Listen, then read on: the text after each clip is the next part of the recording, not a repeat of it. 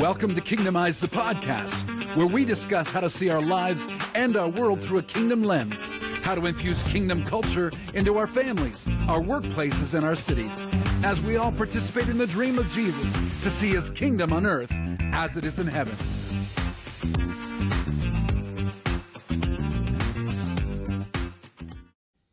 So welcome back to Kingdomize, the podcast. I am here with brilliant men. Men that shouldn't even hang with me. Men that shouldn't even be my friend. They're so far above. Their intellectual prowess, their spiritual discernment, their life as they live it in front of the world. It's incredible. I am here with Bruce Mann, our CEO, Ian Green, our president. I don't even know what I do. I do podcasts, so that's fun. And I'm a community transformation specialist, whatever that is. So if you need your community transformed, I'm your guy. So this is Kingdomize, the podcast, and we are here today. We are in a series called Kingdomize Your Everything. We've just given up on trying to get really fancy, and we just say, yeah, everything in our lives need to be kingdomized. We need the kingdom to come. It was in real time. Jesus said, let my will be done on earth as it is in heaven. And so we're going, all right, Jesus, we could do that. So guys, we're here today again. Welcome, and thank you for hanging with me. It's such a treat for me to be with such men of prowess. Wow. I hope we can live up to your expectations. Well, you told me earlier, Bruce, you were just going to wing it, but I don't believe that's true. Your systematic thinking will not allow you to wing it. It won't happen. We'll Ian see. Green, how are you? What are you wearing, my friend? What is on that? How have you desecrated that Adidas shirt? What is that? Look at that. That's called a Manchester United badge. I wear it because it needs a lot of prayer just now. That's beautiful. Now, I'm going to throw in a time-sensitive comment here because when this airs, who knows where Toronto's going to be, Bruce. But, Bruce, you've been following the Leafs, right? Like, this is exciting. 3-0. So. Like, it may not be excited like in a few weeks when this airs, but for the sake of how exciting being a Leaf fan is right now, I want that to be in recorded for posterity's sake. That's good. Yeah. That's so good. Guys, today we're talking about Kingdomize Your Everything, and today we want to talk about kingdomizing your life. Last week we did that under the banner. Ian, you and I recorded last week about how to make good decisions, wise decisions. What are the light posts or the light in the harbor to get us to it, into the harbor that sets it up and we make good decisions? Really, really good. Today we're going to go a little broader. We're going to talk about purpose and destiny. That God has a purpose, God has a plan, and he wants us to find it and live in it. So just to lay foundational stuff here for the dialogue today, and whenever I do this, and so people that know me will not be surprised that I'm going to go to the life of Joshua. Every time in my life when there's been a decision to make about what God had, I always go to the life of Joshua. And Joshua 1 is really an impactful chapter because now Joshua, who had been the second in command to Moses, it starts by saying, God says to Joshua, Moses, my servant, is dead. So now the young leader is now the leader. And it starts by saying, God said to Joshua. And so I want us to catch that on the way by that we don't miss, that God speaks to people. God said to Joshua. And if you go through the book of Joshua, you're going to see that over and over again. And in fact, I recommend if you go through any of the chapters of any of the books of the Bible, you're going to see God speaking. And I want to recommend to us that God didn't get mute after the first century. There are theological streams that would say that God doesn't speak anymore. We've got the Bible. That's all we need. I'm going to suggest that's horsepucky. That God speaks to his people. God speaks to his kids. And from that, in Joshua 1, Joshua talks about the plans he has for them, for the Israelites are going to lead them. Everywhere he sets his feet, he's going to give them the land. But then down in verse 8, it gets really significant for me, that God gets more specific and he says, I want you to be careful to obey everything I've commanded you And if you will, you'll be prosperous and successful. I'm going to recommend as we start today, guys, that God's purpose and destiny for us is prosperity and success. Now, it may not be how the world defines it, and we can talk about prosperity and people go, oh, that prosperity gospel. So we are not going to have that argument. I'm just suggesting that there's a plan that God has for us as we're setting this up today, that God wants us to prosper and be successful. And I'm going to define that as success and prosperity is obedience. So be careful to obey everything I've commanded you. Then you'll be prosperous and successful. It's an if-then promise. It's conditional. Our success and prosperity are conditional on our obedience. So as we're talking today, God's speaking, okay? Again, God speaks. He says, here's what I want you to do. If you're careful to obey what I say, I'm going to lead you all the way. I'm going to lead you in purpose and destiny all the days of your life. As I was with Moses, I'll be with you all the days of your life. So just to set this up, I thought that would be important for us as we do that. And then maybe as we're talking through this, that will help, because we're going to get very, high level, then we're going to go quite granular in terms of how this plays out in real time. So thought I'd throw that out in the beginning. Bruce, man, I'm going to throw to you because, well, it's just not very often I get to say to somebody, hey, Bruce, talk about bowls. How often do I get to say, please tell me about some bowls? So Bruce, please tell me about some bowls. I'm going to use bowls as a way of understanding our purpose, which if we understand our purpose, then we can live out our destiny. Does that make sense? Yeah. Yes. So let me back up by first saying, as you reference those verses about Joshua and God's instructions, it's very clear God has a vision for the creation, for creation, us being part of that creation. And yet we live in a time when there's so much focus on my vision, something that I'm dreaming up, something that, and we can tend to get things a little out of skew or backwards. So I want to use these bowls, if I can, to illustrate this. This is helpful for me. I hope it's helpful for you. I have these nesting bowls, and let me start with the big one. The big one, we can understand, is God's vision for his creation, being us. I may have ideas and I may have a vision for something, but actually I want to always defer to God's vision and understand how, if we can do it this way, how does my purpose fit into God's vision?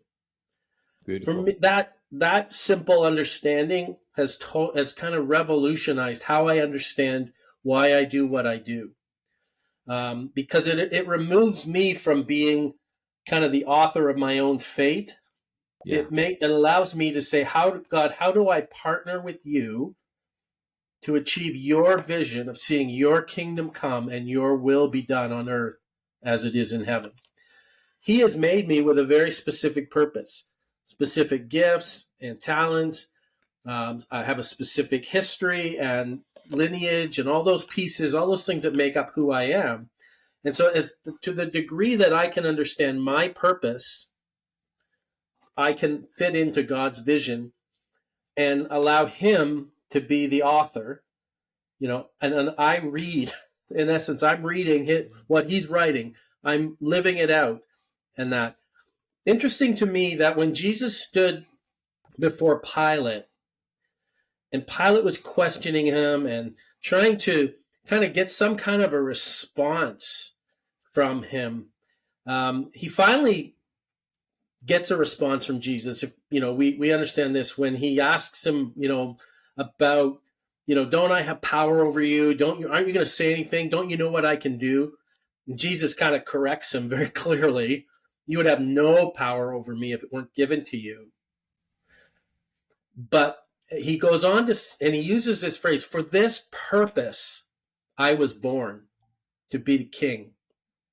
for this cause or for this purpose. Even Jesus had to know and understand his purpose. And so those two nesting bowls really help clarify, but there's more to it. Here's the next one. These are the missions that God gives me. If I know my purpose, then I can understand how he gives me assignments, missions. You don't win wars by having a vision necessarily. There's an ultimate goal of victory, but you have missions that help you win the war. And so I've had several missions in my life. Some of them are lifelong. I'm a father, I'm a husband, and I have to live those out with purpose. Some of them are temporal. I've been a pastor, I've been a camp director, I've done different roles and different missions, so to speak, that God has given me. And so, again, if I know God's vision, if I understand my purpose, then it allows me to make wise choices about what missions am I going to engage in? How am I going to do that? And then, so each one sits inside the other. It's nested inside the other. And then there's a last one, the smallest. And those are the goals that each mission has. Those are time sensitive. They're often tactical. They're things, or maybe it's education that I need. Maybe it's certain metrics that I have to work towards, that type of thing. But for me, this kind of idea of nesting bowls, God's vision, my purpose, our mission together, and the goals that help me achieve that mission allow me to keep things in order so that I don't feel like I'm the big bowl. I'm not the big bowl. God's the big bowl. I fit inside his bowl, and then the missions he calls me to fit inside my purpose. So anyway, I'll stop there. We could go deeper into that, but hopefully that vision is a little bit helpful for people. That's brilliant. That's brilliant, Bruce. Not heard it so articulated so well, but I mean, some of my contribution to our podcast today would fit into that well. I mean, years ago, I read a book called The Making of a Leader by Dr. Robert Clinton. It was probably foundational for me in understanding the development of a person's life and leadership, and not limited to leadership in a religious structure. It could be in a corporate structure as well. But he articulated after examining 4,000 leaders, contemporary, historical, and biblical, he saw that there were 6 reoccurring processes that took place in these leaders that they ultimately got to where they needed to get. He says a lot of people don't ultimately get to where they need to get because they back out, they get deviated, they whatever. But these principles have been incredibly helpful for me. And his first principle is what he calls sovereign foundations. And that's a little bit to what you've said with your bowls, right? The sovereign foundations is that God has a vision. God has a vision. and where do we fit in that vision? And so sometimes people have a sense of what they need to do, maybe quite early in their Christian life. I mean, I started out thinking I wanted to be an accountant. I thought it'd be a great idea to spend other people's money. That would be absolutely fantastic. But that got interrupted. That was my vision, right? I was in bucket 2 and not in bucket 1. If I use your illustration, Bruce. And so I realized when I came to the point is so God, what is it you want me to do? What is it you want me to be? That became quite it interrupted my life flow, but it caused me to get onto a stream that I've never got off since, and that is God has a plan. Okay, what's my part in that plan? And he talks about having sovereign foundations, and it may be early in our Christian lives or early in our developmental years, we have a sense of what we need to do who we need to be. We don't know all the practices. We don't know all the roads we're going to go down, but there's a sense, so some people feel, no, I need to be in a caring profession. I need to be, Yeah. they know they're going to be a doctor or a nurse or whatever. Or I love numbers. Numbers. I don't know if I'm going to be an accountant or an actuary. I don't know, but that's the sense. That's the sense I get, and some people feel that fairly early on in their lives of that's what they want to do and that's who they want to be. Yeah, Right. yeah, excellent. And I think that is consistent, as you said, Ian, with what I brought out of Joshua. God speaking, He has a plan. Let's line up with that. With the bulls. By the way, I was thinking when you were talking, Bruce, about the bulls, that if people are driving, learning about bulls and they can't see it, I think they're missing it. I think they should have just like The nesting bowl. like with the visual.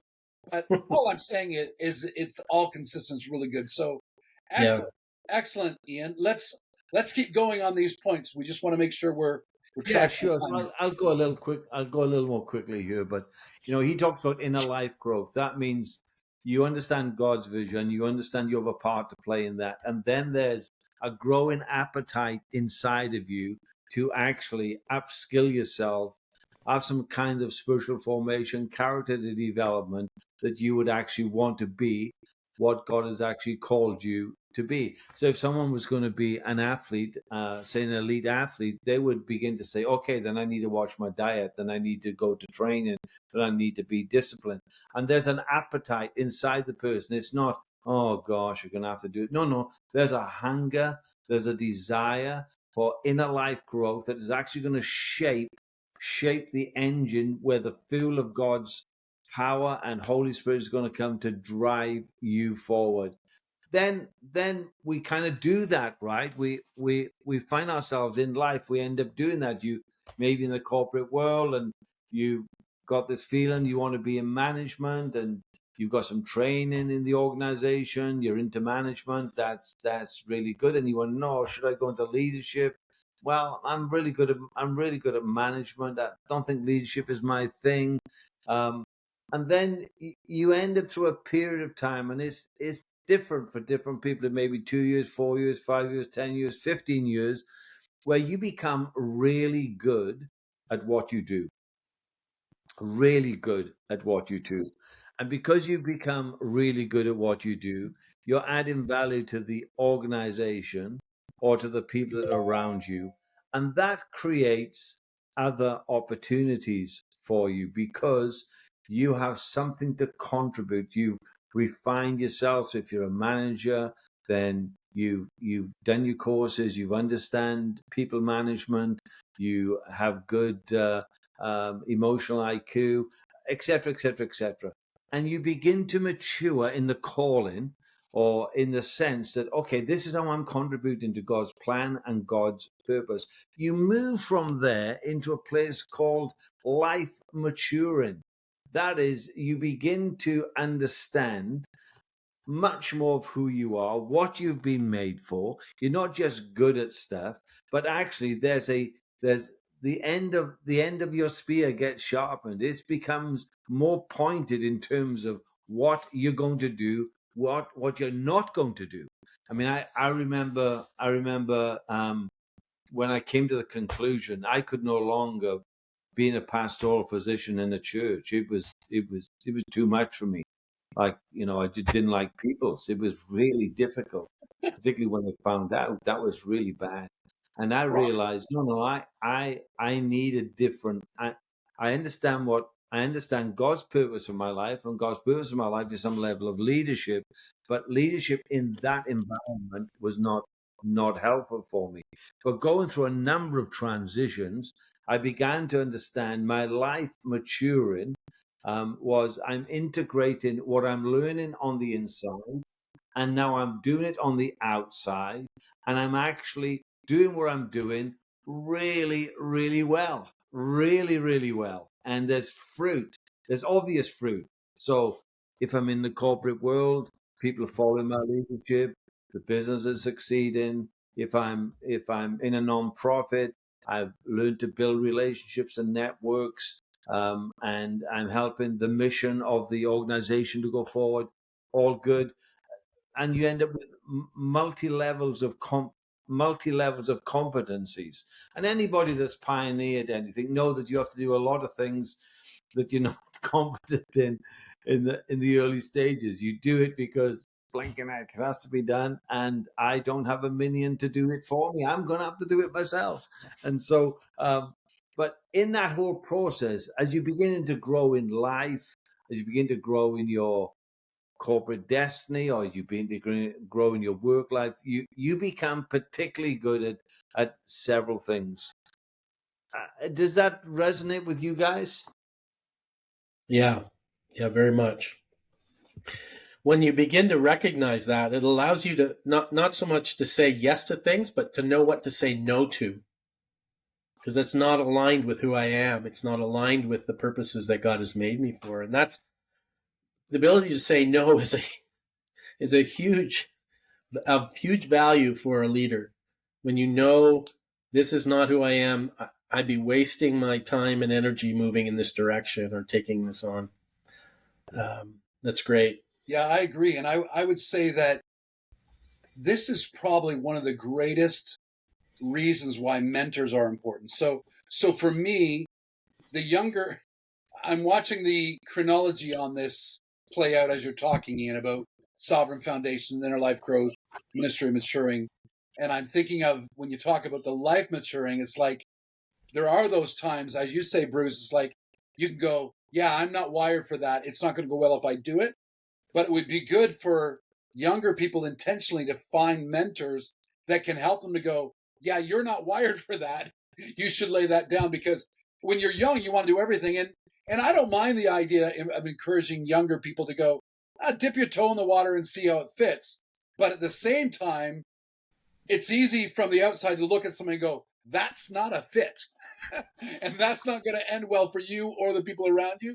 And that's why I think that would be really important to bring people around you that have been down the path a bit more, to be able to speak in your life when you're younger. If you can, as a younger person, that I would say 18 to 25 window, when you know everything, you have the right answer to everything in the world, it would be good at that stage in your life to go, I might not. Maybe I should listen to some people that are down the path a bit. Yeah. No, that's great. I benefited greatly from a book called Less is More Leadership by a man named Dale Burke. Yeah. One of the things he points out is, as you mature, Ian, what you're describing here really fits with the message he had. That as you're maturing in your leadership and you become more aware of what you're called to and what you're not called to, you actually your leadership window narrows in a sense. You don't take on everything, try to do everything. You begin to zero in on those things that you know you're wired for and that produce really good value. But as you rise in your level of responsibility, you actually have to set things aside so you can actually lead, so you can actually do the things that you're called to. That's a discipline.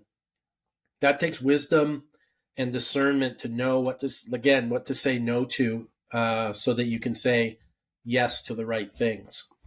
Yeah, really, really good. Yeah, I mean, I love his progression, because then he goes on to an era that very few people get to in their professional life or leadership life. He talks about after life maturing, he talks about convergence.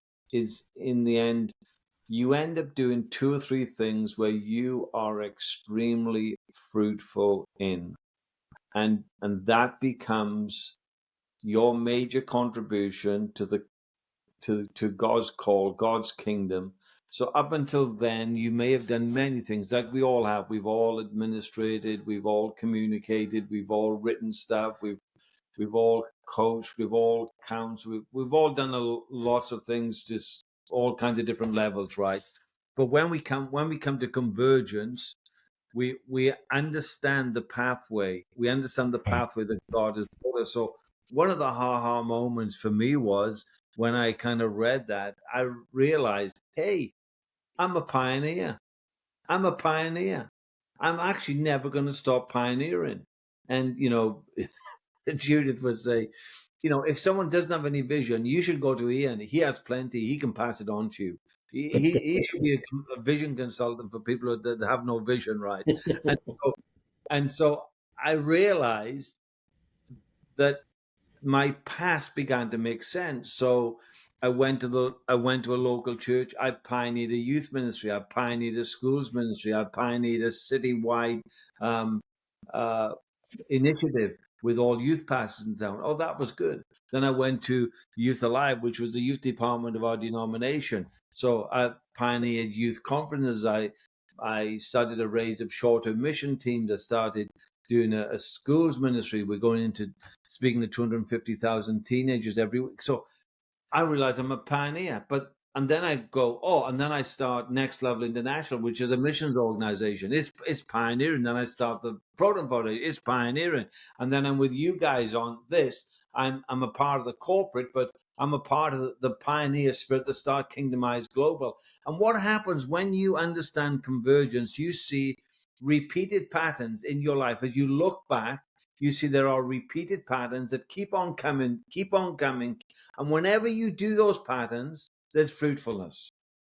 There's fruitfulness. And so he would say, when you reach a time of convergence, then you are just going to hang around the 2 or 3 things that you are very good at, because that brings you joy, that brings you purpose, it brings you fruit, and it definitely helps people to the max when you stay in those lanes. And so I found that to be incredibly helpful in my life, and I see it as I observe other people that people say, well, when's that going to happen? When do you get to convergence? I remember talking to guys in their early 40s. I think I'm at convergence now. I says, really? Probably not. Not seen you had a good beating yet, because in this life we need a good beating to find out what we're really all about. And so, but you can't put a time limit on it. I think he says conversion comes dependent upon your response to God's obedience and asking of things in your life will eventually get you to the point of convergence. Yeah. Bruce, I'm thinking of this when specifically Ian's point about beatings. I'm thinking about our friend Glenn Diaz, who talks about kingdom class leaders beyond, first class or world class to kingdom class. He talks about the limp, or the fact that there's something that has happened in their life that has been such a point of humility, that you actually then lead from that, and you actually can't do it without that, which I find very interesting, which is very similar to what I hear you saying, Ian. Yeah. The limp of Jacob's, got touching his hip bone there, right? Walked with a limp.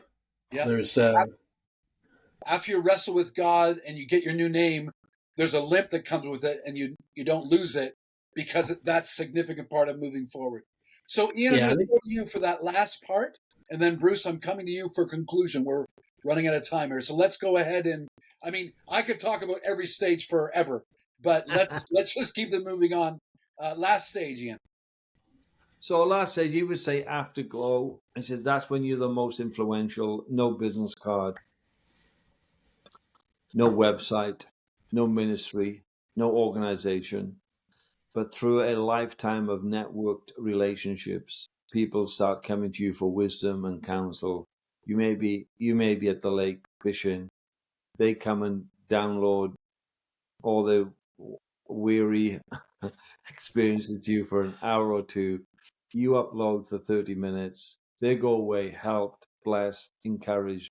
You have no responsibility, but you see them leave with joy on your face. And so he says afterglow. The afterglow is when you actually see the greatest impact of your life in the kingdom.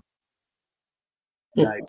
And this is why I started out by saying the fact that you guys are even spending time with me is beyond me. Like, so I'm living in the glow of Bruce and Ian. This is what I do with my life. Oh no. I live in your glow. I live in your glow. Bruce, we've talked about a lot today. It's been really, really good. Let's get some concluding thoughts. Let's wrap this up. Well, so what stands out to me in all this is the richness of discipleship. Right? Really, we're talking about being discipled as kingdom followers of Jesus and kingdom leaders. And there's a richness in it that makes financial gain and, acquiring material possessions seem like trivial matters. And I'm struck particularly about the afterglow point you made, Ian, that when you're in, and I think I can, as I think, kind of process my own journey, you begin to see that where you steward your experiences and your, the longevity of the things you participated in, you steward them well to now, and you move from prominence to influence. Right? You move from being prominent to being influential and you're zeroing in on individuals. And this is what I love about that, is that it's so reflective of the kingdom, and it's so reflective of what we see in Jesus in his life. Yeah. The Savior of the world, who invests the majority of his time and energy in 12 people, right? Knowing the legacy that would produce, and how strategic that was. And so, as really, we're called to be wise in these matters.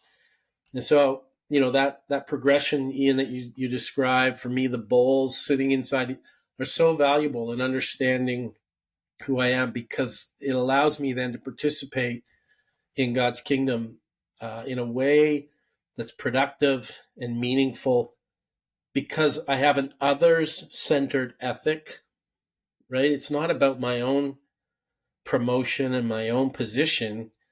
Now, not perfect in that, but you begin to recognize that the greatest value you have, and what's beautiful about that is the greatest sense of purpose and mission and meaning that you get isn't by what you achieve for yourself, but what you help others achieve. That's not it. That's so you're gonna like this, Brian. That's not an easy place to get to. Inside joke, but it's very personally satisfying, and that will ring through eternity, right? And that's what it's all about. Yeah, really good, really good.